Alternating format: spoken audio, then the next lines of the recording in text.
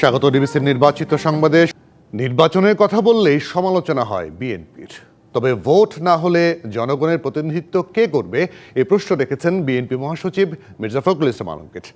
তিস্তার মহাপরিকল্পনা গ্রহণ এবং বাস্তবায়ন কর্মসূচিতে এসব কথা বলেছেন তিনি। একই সঙ্গে ভারতের সমালোচনা করে বলেছেন, বাংলাদেশের সাথে বন্ধুত্বপূর্ণ সম্পর্ক চাইলে ভারতকে দাদাগিরির মতো আচরণ বন্ধ করতে হবে। এদিকে 2 দিনব্যাপী অবস্থান কর্মসূচি ঘিরে তিস্তার পাড়ে ঢল নেমেছে মানুষের।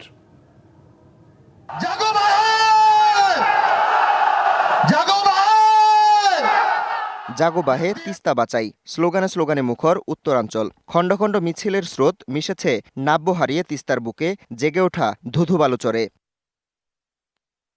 তিস্তা নদীর ন্যায্য হিস্যা আদায় ও মহাপরিকল্পনা বাস্তবায়নের দাবিতে এই কর্মসূচি। রংপুর, লালমনিরহাট, নীলফামারী, কুড়িগ্রাম ও গাইবান্ধার বিভিন্ন অঞ্চলের মানুষ সমবেত হয়েছেন 11টি পয়েন্টে। নদীপাড়ের বাসিন্দারা বলছেন, পানি বণ্টন নিয়ে ভারতের বৈষম্যমূলক আচরণের কারণেই তিস্তা বর্ষায় আগ্রাসী আর শুষ্ক মৌসুমে মরা নদীতে পরিণত হয়। এভাবে নিঃস্ব হয়েছে লাখো পরিবার। তিস্তা নদী বাঁচাও আন্দোলনের উদ্যোগে 2 দিনের এই কর্মসূচিতে সাধারণ মানুষের সাথে যোগ দেন বিএনপি নেতারা। জানান, তিস্তা নিয়ে ভারতের অবস্থান বিশ্ববাসীর কাছে তুলে ধরা হবে।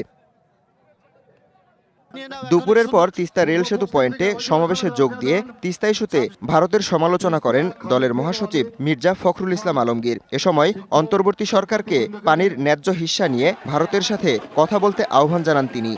ভারতকে পরিষ্কার করে বলতে চাই, আগেও বলেছি এখনো বলছি, বাংলাদেশের মানুষের সঙ্গে যে বন্ধুত্ব করতে চান তাহলে আগে তিস্তার পানি দেন, সীমান্তে গুলি করে হত্যা বন্ধ করেন, আর আমাদের সঙ্গে বড় দাদা মতন যে আচরণ সেটা বন্ধ করেন।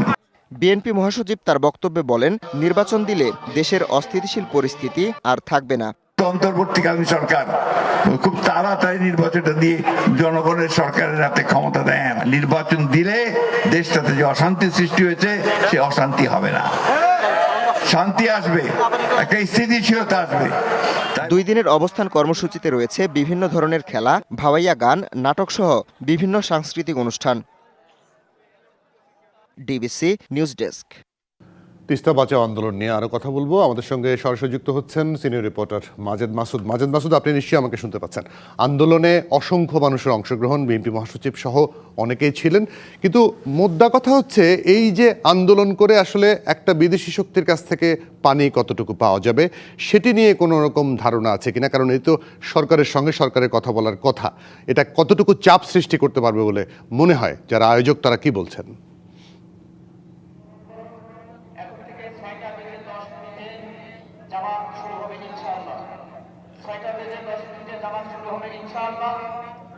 আপনারা নিজ নিজ দায়িত্বে ওযু সেরে নামাজ পড়ার প্রস্তুতি গ্রহণ করুন। আর শুধুমাত্র আইসিএম ঘরে নামাজ হচ্ছে তা না। আয়োজকরা আসলে বলছেন যে আসলে ভারতের সাথে চাপ সৃষ্টি না করলে আসলে তিস্তার পানি বন্টন যে চুক্তি, সেটি পানির যে ন্যায্য হিস্যা, সেই ন্যায্য হিস্যা পাওয়া যাবে না। আন্দোলনের শুরুতেই আমরা দেখেছি ঢাকা বিশ্ববিদ্যালয়ের শিক্ষক, সমাজ ও রাজনীতি বিশ্লেষক আব্দুল্লাহ আল মামুন তিনি একটি সেমিনার করেছেন। সেই সেমিনারে তিনি বলেছেন যে ভারতের সাথে বাংলাদেশের রেল যোগাযোগ, সড়ক যোগাযোগ এবং বন্দর কেন্দ্রিক যে ধরনের চুক্তিগুলো রয়েছে সেই চুক্তিগুলো আপাতত বাতিল করতে হবে অথবা স্থগিত করতে হবে। একই সাথে মাতারবাড়ির সমুদ্র কেন্দ্রের সাথে ভারত যেন কোনো ধরনের সুযোগ সুবিধা না পায় সেই জায়গাটি সরকারকে নিশ্চিত করতে হবে। তাহলে ভারতের সাথে এক ধরনের বাংলাদেশের চাপ তৈরি হবে এবং সেই চাপের কারণেই ভারত তিস্তার পানি বন্টন চুক্তি করতে বাধ্য হবে। এবং যারা আন্দোলনের এখানে আসলে আন্দোলনকারী রয়েছেন এবং আন্দোলনের প্রধান সমন্বয়ক আসাদুল হাবিব দুলু, তিনি যেটি বলেছেন যে তিস্তাপাড়ের মানুষের এই নিঃস্ব দুর্দশাগ্রস্ত মানুষের গগনবিদারী আর্তনাদ এখন বিশ্ব দরবারে সরব হয়েছে। তাদের দাবির বিষয়টি বিশ্ব দরবারে উঠে এসেছে। অন্তর্বর্তী সরকার এখন কূটনৈতিক চাপ বৃদ্ধির মধ্য দিয়ে ভারতকে বাধ্য করতে পারেন। তারপরেও যারা আন্দোলনের সমন্বয়ক আছেন তাদের সাথে একটু কথা বলবো, একটু জানতে চাই যে আসলে ভারতকে সহসাই পানি দিবে বা এই আন্দোলনের মধ্য দিয়ে কি আসলে আপনাদের যে দাবি সেটির বাস্তবায়ন ঘটবে, কি মনে হয়? তিস্তা নদীর পানির যে ন্যায্য হিস্সা অথবা সুষম বন্টন, যেটা আমরা মনে করি, এটা আমাদের রংপুর অঞ্চলের মানুষের প্রাণের দাবি। দীর্ঘদিন ধরে এই দাবি বিভিন্ন সংগঠন চালিয়ে আসছিল। বর্তমানে আমরা এই আন্দোলন আবার শুরু করেছি। আমরা মনে করি যে অন্তর্বর্তীকালী সরকার যদি কূটনৈতিক পরামর্শের মাধ্যমে দুই দেশের সঙ্গে কথা বলেন, তাহলে এটা একটা যৌক্তিক সমাধান হবে।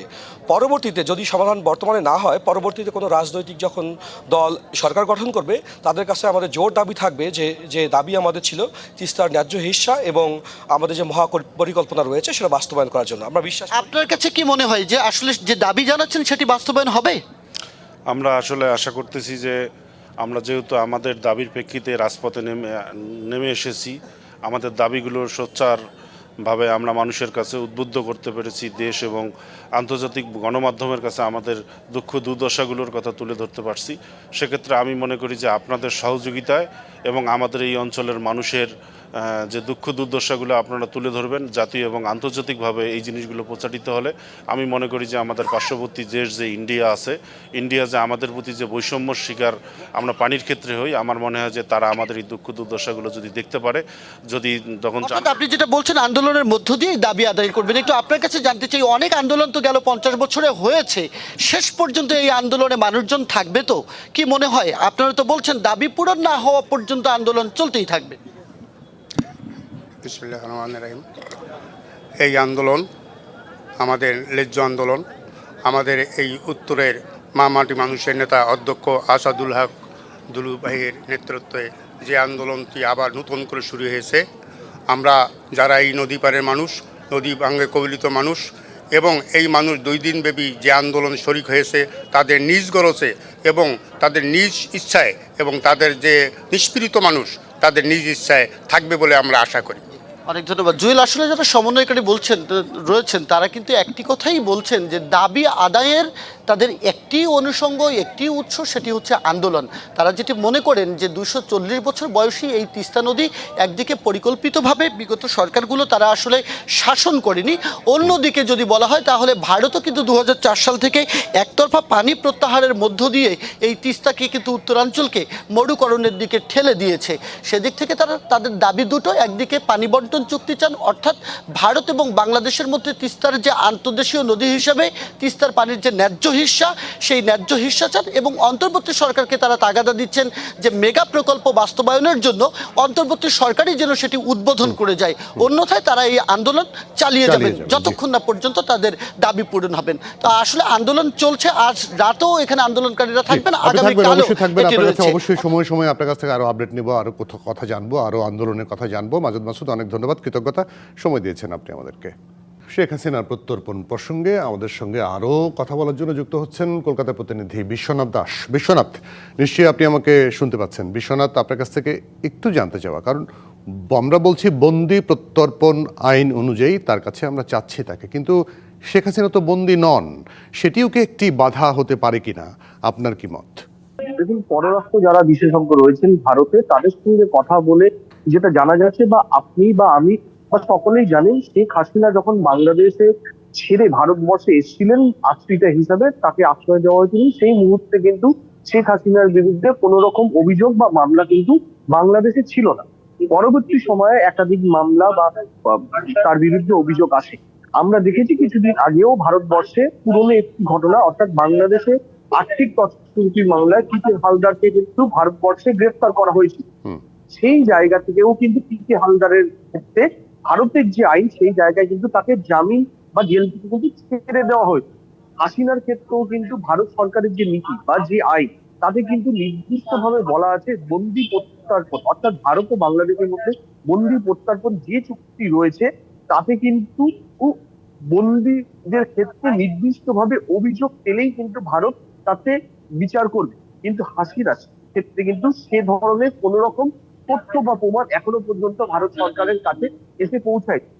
অন্যদিকে ভারত সরকার যেটা জানাচ্ছেন যে ভারতের ক্ষেত্রে বা ভারত যেটা মনে করে, সেটা আমরা এর আগেও দেখেছি, যদি কোনো প্রত্যর্পণের ক্ষেত্রে রাজনৈতিক উদ্দেশ্য থাকে বা সেইখানে তার প্রাণ সংশয়ের কোন রকম সংশয় থেকে থাকে, তাহলে কিন্তু ভারত সরকার তাকে নাও পাঠাতে পারে। তা কিন্তু পরিষ্কার ভাবে ভারত সরকারের যে প্রত্যাবর্তন আইন, অর্থাৎ 2013, যা পরে সংশোধিত হয় হচ্ছে কি ভারত বাংলাদেশে 2016 সালে। সেখানে কিন্তু নির্দিষ্টভাবে লেখা রয়েছে, এমনটাই কিন্তু পররাষ্ট্র বিশেষজ্ঞরা কিন্তু জানাচ্ছেন। এবং সেই ক্ষেত্রে বারংবার যেটা দিল্লি করছে বর্তমানে ধীরে চলো নীতি, অর্থাৎ বাংলাদেশ যে সমস্ত আবেদন জানাচ্ছেন, আমরা দেখেছি গত ডিসেম্বর মাসে নোট বারবার পাঠিয়েছে। কিছুদিন আগে পররাষ্ট্র দপ্তরের তরফ থেকে ভারত সরকারকে আবারও আবেদন জানানো হয়েছে এবং শেখ হাসিনার বিরুদ্ধে একাধিক অভিযোগ আনা হয়েছে। সে আর্জিও জানানো হয়েছে তাকে যাতে দেশে ফিরিয়ে দেওয়া হয়, যাতে আইনি প্রক্রিয়া বা বিচার মামলা এগিয়ে নিয়ে যাওয়া যায়। ভারত সেই তথ্য বা চিঠি স্বীকারোক্তি জানালো, ভারতের কি সিদ্ধান্ত হবে বা শেখ হাসিনাকে আদৌ ফিরিয়ে দেওয়া হবে কিনা সেই জায়গায় কিন্তু নির্দিষ্টভাবে কোনো তথ্য বা কথা কিন্তু ভারতের পররাষ্ট্র মন্ত্রক কিন্তু জানায়নি।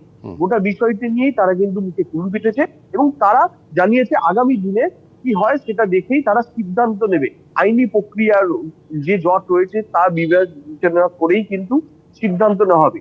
তবে আপাতত শেখ হাসিনাকে বাংলাদেশে ফিরিয়ে দেওয়ার যে কথা বলা হচ্ছে তাতে কিন্তু এক প্রকার নাই ধরে নেওয়া যায়। কেন, ভারত সরকারের যে ইতিহাস রয়েছে বা যে ঐতিহ্য রয়েছে সেইখানে যে চুক্তি অনুযায়ী সেখানে কিন্তু শেখ হাসিনাকে নাও ফেরত দিতে পারে। কেন, আমরা দেখেছি 1975 সালে যখন মুজিবুর রহমানের হত্যাকাণ্ড ঘটেছিল সেইখানে শেখ হাসিনা কিন্তু ভারতবর্ষে প্রায় 6 বছর ছিলেন।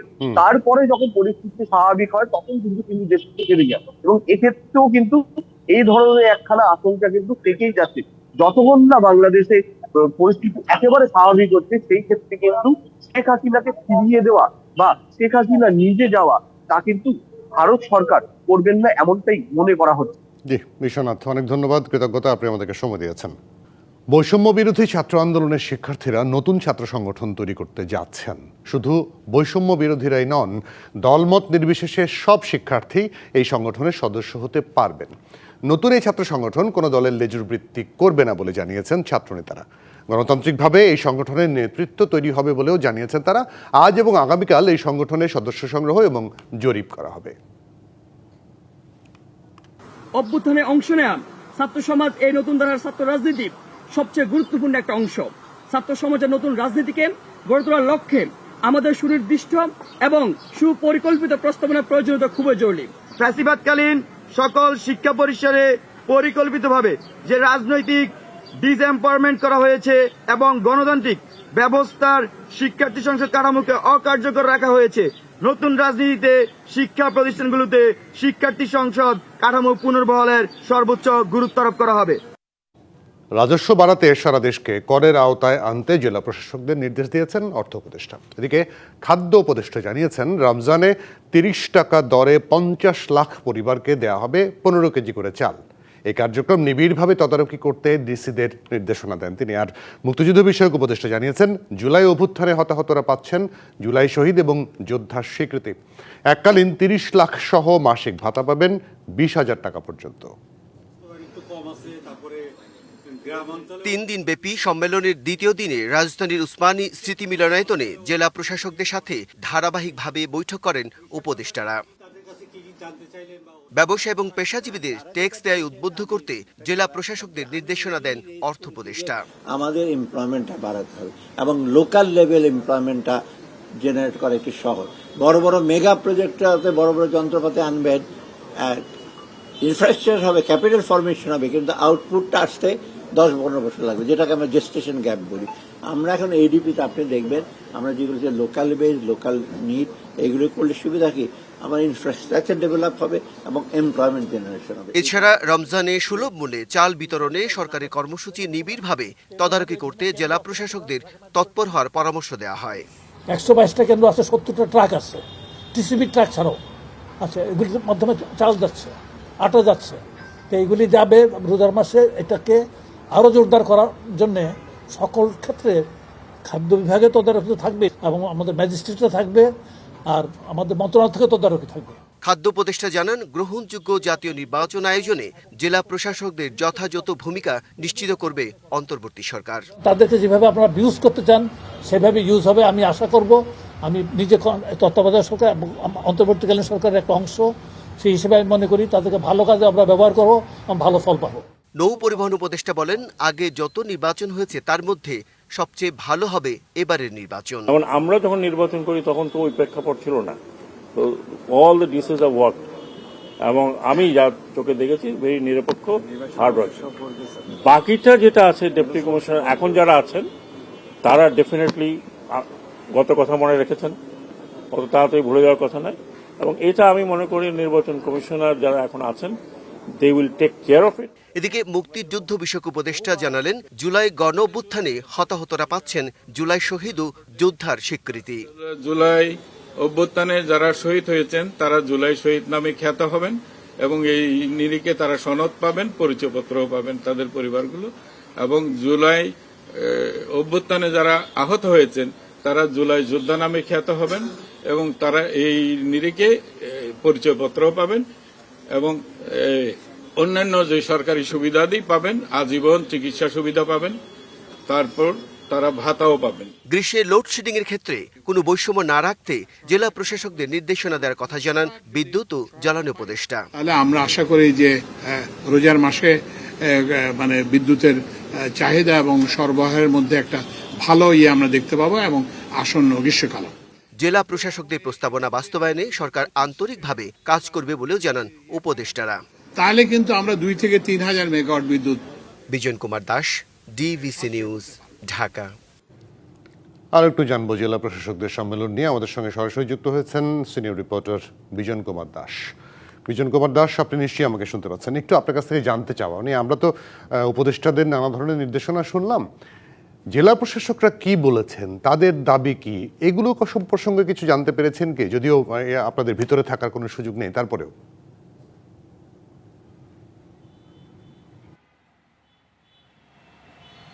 হ্যাঁ, আমরা জানতে পেরেছি যে আপনি জানেন যে 3 দিন ব্যাপী যে সম্মেলনটি শুরু হয়েছে জেলা প্রশাসকদের নিয়ে, তার দ্বিতীয় দিন আজকে। আমরা যতটুকু জানতে পেরেছিলাম প্রায় 1000-এর অধিক প্রস্তাবনা তারা জমা দিয়েছিলেন। এর মধ্যে প্রায় 350-এর মতো প্রস্তাবনা আলোচনার জন্য রাখা হয়েছিল। আর বাকিগুলো কেন রাখা হয়নি সেই ব্যাপারে আমরা খোঁজখবর নেওয়ার চেষ্টা করছিলাম। তারা বলছেন যে আসলে গত বছর অনেকগুলো আলোচনা হয়েছে, এই কারণে সবগুলো রাখা যায়নি। আর উপদেষ্টাদেরকে জানতে চেয়েছিলাম যে এইবারে প্রথমবারের মতো আপনার নতুন সরকার, অন্তর্বর্তীকালীন সরকার, আপনারা প্রথমবারের মতো জেলা প্রশাসনের সাথে এই সম্মেলনটি করছেন, আপনারা কী কী নির্দেশনা দিয়েছেন বা তারা কী কী প্রস্তাবনা আপনাদের করেছিলেন। তো আমরা আরও যেসব বিষয়গুলো জানতে পেরেছি, প্রথম যে অর্থ উপদেষ্টা, তার কাছে আমরা জানতে চেয়েছিলাম যে তারা কী কী প্রস্তাবনা করেছেন। তারা বলছেন যে উনি পার্বত্য অঞ্চলের যারা সরকারি কর্মকর্তা যারা আছেন, তাদের যে দুর্গম এলাকায় তারা থাকেন, চলাফেরা করেন, তাদের যাতায়াত ভাড়া সহ অন্যান্য সুবিধাদি যেন বাড়ানো হয়, এই প্রস্তাবটি তারা করেছিলেন এবং এই ব্যাপারে আলোচনা হয়েছে এবং তারা সেটি বাড়াবেন আশ্বস্ত করছে, সে কথাটি বলছেন। এবং প্রত্যন্ত অঞ্চলে যেসব শিক্ষা প্রতিষ্ঠান আছে এবং শিক্ষার্থীরা আছে, শিক্ষকরা আছে, তাদের সুযোগ সুবিধা কীভাবে বাড়ানো যায় সেই কথাটি তারা জানতে পেরেছেন। এছাড়া আমরা যতটুকু জানতে পেরেছি তাদের প্রস্তাবনাগুলোর মধ্যে ছিল বিশেষ করে সরকারি কর্মকর্তা কর্মচারী যারা, তারা 200 টাকা মাত্র ভাতা পেয়ে থাকেন, এই ভাতাটি যেন প্রায় 2000 টাকা করা হয় সেই প্রস্তাবনা তারা করেছিলেন, সে বিষয়টি আলোচনা হয়েছে। এবং আরেকটু জানতে পেরেছি যে তাদের সন্তানদের যে শিক্ষা ভাতা, সেটি একজন সন্তানের জন্য 500 টাকা এবং 2 সন্তানের জন্য 1000 টাকা সেটি দিয়ে চলছিল, সেই ভাতাটি যেন বাড়ানো হয়, সেই 2000 টাকা করা হয়, সেই প্রস্তাবনা তারা দিয়েছেন। সেই বিষয়টিও আলোচনা হয়তো আগামীকালকে আছে, সেই বিষয়টি আলোচনা হবে। এছাড়া আমরা জানতে পেরেছি যে আপনি জানেন বিভিন্ন গ্রেড অনুযায়ী কিন্তু সরকারি কর্মকর্তা যারা আছেন তারা কিন্তু একটা ব্যাংক ঋণ পেয়ে থাকেন, বিশেষ করে তাদের গৃহ নির্মাণের জন্য। তারা বলছেন যে সেটা গ্রেড অনুযায়ী 30 লাখ থেকে 75 লাখ টাকা পর্যন্ত তারা পেয়ে থাকেন। তারা বলছেন এখন এই সময়ে এই টাকা দিয়ে তাদের গৃহ নির্মাণ করা খুবই কঠিন। তারা দাবি করেছেন এটা যেন আরও বাড়ানো হয় এবং তারা বলছেন যাদের চাকরি বয়স কমে গেছে তাদের কিস্তির পরিমাণটা অনেক বেড়ে যায়, এটা যেন কিভাবে আরও সমন্বয় করা যায় সেই দাবিটি তারা করেছেন। এবং তারা আরেকটি বলছেন যে ইউনিয়ন পর্যায়ে যারা উপজেলা কর্মকর্তা আছেন তারা সার্বক্ষণিক কাজ করেন এবং তাদের কাজের জন্য যে বাবুর্চি নিয়োগ দেওয়া যায় কিনা সেই প্রস্তাবনা তারা দিয়েছেন। এতগুলো প্রস্তাবনার কথা আমরা জানতে পেরেছি, এটা আলোচনা হচ্ছে এবং আগামীকালকে হবে সেটি আমরা জানতে পেরেছি। বিজন কুমার দাস, অনেক ধন্যবাদ। আমাদের সিনিয়র রিপোর্টার বিজন কুমার দাস ছিলেন আমাদের সঙ্গে। ডিবিসি নির্বাচিত সংবাদ এই ছিল এখনকার মতো। ডিবিসি নিউজের সংবাদগুলো পড়তে ভিজিট করুন dbcnews.tv আর ভিজিট করুন ডিবিসি নিউজের ফেসবুক পেজ এবং ইউটিউব চ্যানেল। সঙ্গে থাকবেন।